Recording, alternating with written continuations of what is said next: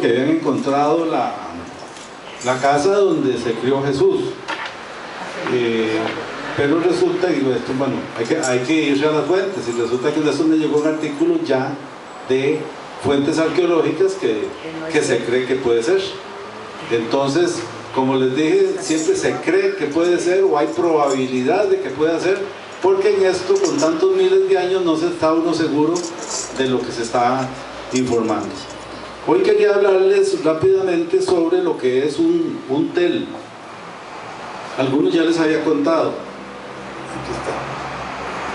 Dice, ¿qué es un tel? Esto es una definición arqueológica porque uno necesita entender un poco más de cómo hacen los descubrimientos. Dice, es un término que significa colina o montículo que sirve para designar un yacimiento arqueológico con forma de montículo o cerro de tierra que es el resultado de la acumulación y subsecuente erosión de materiales depositados por la ocupación humana durante largos periodos de tiempo.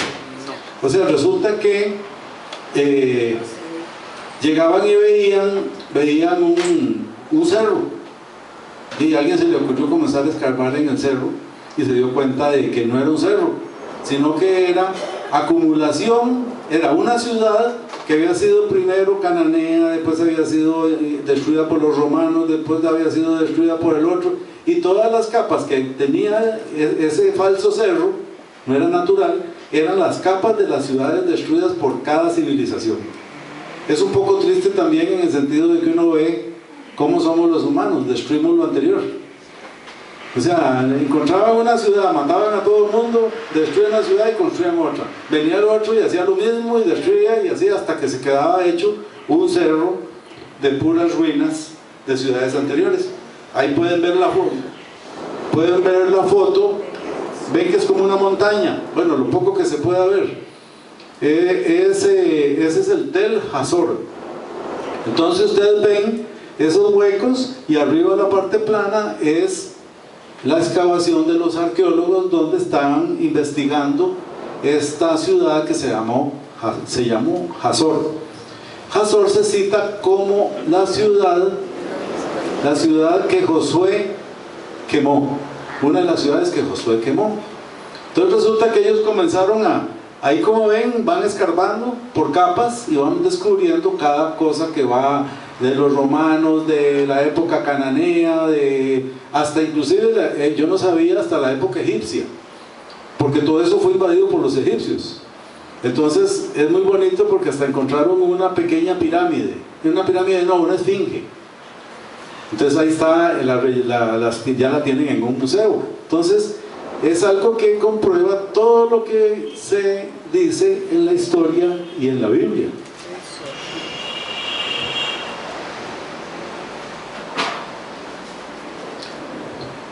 Esto, para entenderlo bien hay que verlo de cerca, pero está difícil. Esto lo que es una pared de uno de los edificios en el Tel Hazor, arriba donde viven, arriba del cerro, han hecho excavaciones y encontraron esta pared. Usted llega ahí, si no le explican, usted lo que ve es una pared de piedra. Pero resulta que aquí pueden ver, por lo menos explicado, tal vez puedan ver. Aquí, esta era la pared. Esta pared es normal de una civilización posterior. Pero lo raro que encontraron es que está cristalizada. Es como un cristal. Entonces comenzaron a investigar que por qué estaba cristalizado. Entonces llegaron a la conclusión de que había sido un incendio.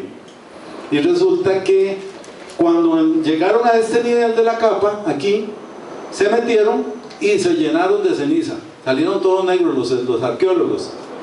Investigaron más, vieron la edad de estas piedras y coincide con la época de Josué.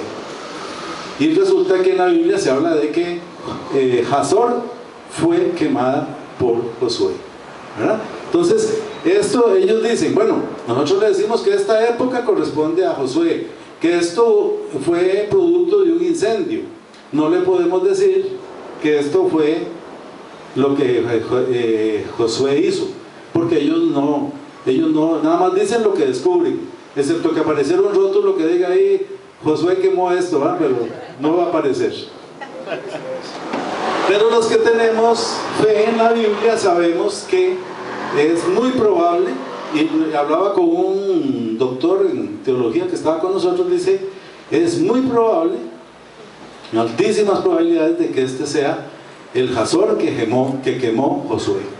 Entonces eso demuestra la comprobación, demuestra que la Biblia es cierta cuando habla de cosas tan viejas como la época de Josué. Recuerden que Josué es comenzando nomás después de que llegaron de Egipto.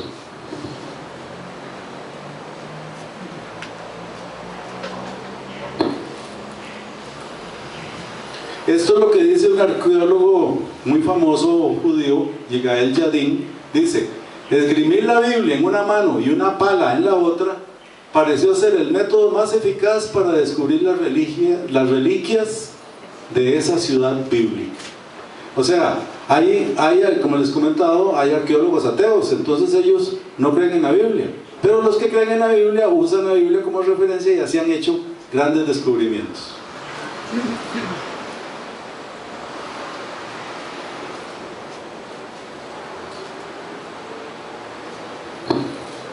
También nos llevaron a la zona del mar Mediterráneo.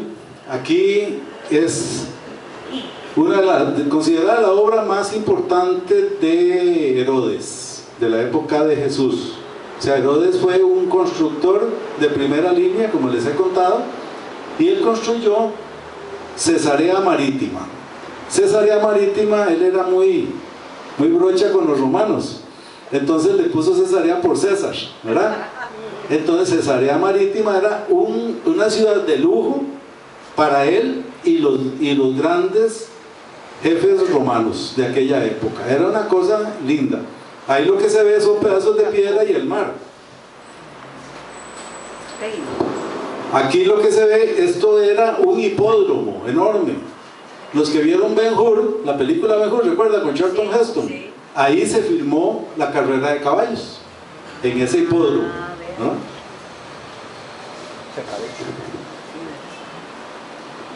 Esto, vean qué lindo. Este es un dibujo, no es una foto, un dibujo de cómo era Cesarea Marítima en la época de su máximo esplendor. Aquí ven,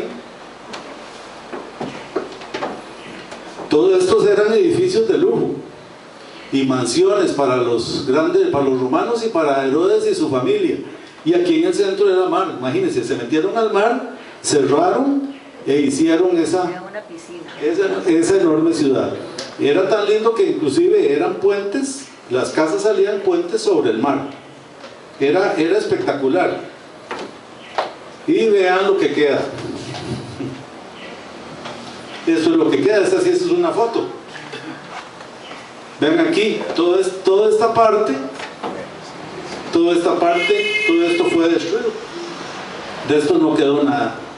Ahora uno llega y camina por aquí, pero de ahí solo son algunas columnas, murales, ¿cómo se llama? Mosaicos en el piso, muy poco, porque cada invasión, especialmente aquí después, fue los musulmanes que destruyeron todo. Okay. Por último, quería contarles de esta cosita negra que se ve ahí, ¿lo ven? En la foto. Eso es una cosita de bronce de este tamaño, de bronce antiguo, tiene más de 2000 años. Resulta que lo que está ahí lo estudiaron con microscopio, y lo que está escrito en ese pedacito de bronce es mi oración preferida, la bendición de Aarón. Está escrita ahí, que dice: Jehová te bendiga y te guarde, Jehová haga resplandecer su rostro sobre ti y tenga de ti misericordia. Jehová hace sobre ti su rostro y ponga en ti paz. Esa es la bendición de Aarón. Imagínense encontrarse un original de eso de 2000 y pico de años que comprueba montones de cosas del Antiguo Testamento, ¿verdad? Para mí fue especial porque es mi oración preferida.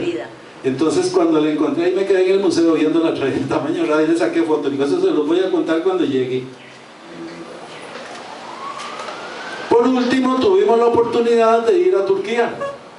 Y en Turquía, en el sur de Turquía, estaban todas las ciudades del Apocalipsis, ¿recuerdan? Esmirna, la Odisea y todo eso. Pero tuvimos la oportunidad de conocer Éfeso. Éfeso, este es el teatro de Éfeso. ¿Por qué se los traigo? Porque ahí fue cuando armaron, en la Biblia dice, el alboroto de Éfeso, ¿recuerdan? Cuando le hicieron un alboroto en contra de Pablo, que comenzó a criticar la adoración de los ídolos.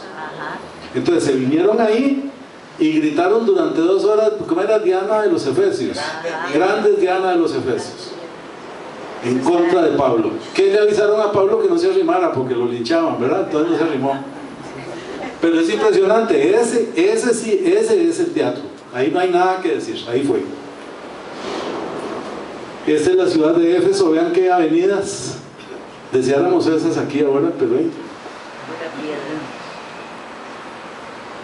y para terminar, estuvimos también en el sur de Turquía, encontraron la tumba del apóstol Felipe. Ahí está, él fue torturado y muerto, y después lo enterraron. Los cristianos hicieron esto aquí, y los restos se perdieron. Pablo estuvo cuando apedrearon a Felipe.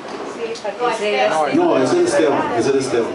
Sí, este es el apóstol Felipe. El que bautizaron y que se fue y apareció en otro lado. El apóstol. No me acuerdo. No, el evangelista.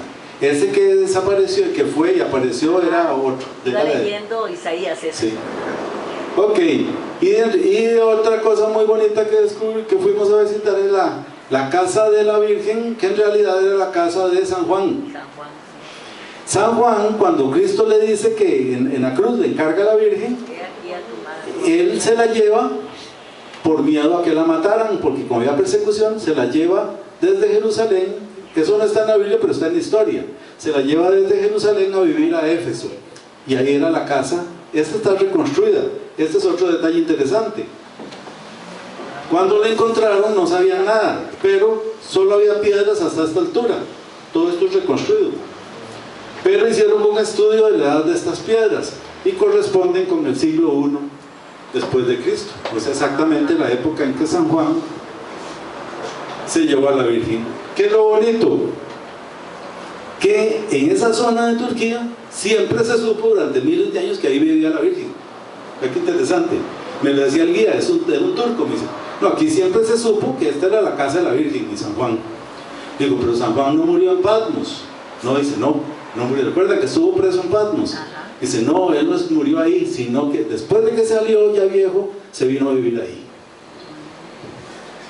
Ya cuando llegó María no estaba, porque había sido al cielo en cuerpo ya. Esos son los detalles interesantes, porque la Iglesia Católica dice que fue llevada en cuerpo y alma. Entonces cuando descubrieron eso, la Iglesia Católica presionó para que no buscaran la tumba, porque si la encuentran en torta. Bueno, muchas gracias. Don Claudio, yo encontré en el super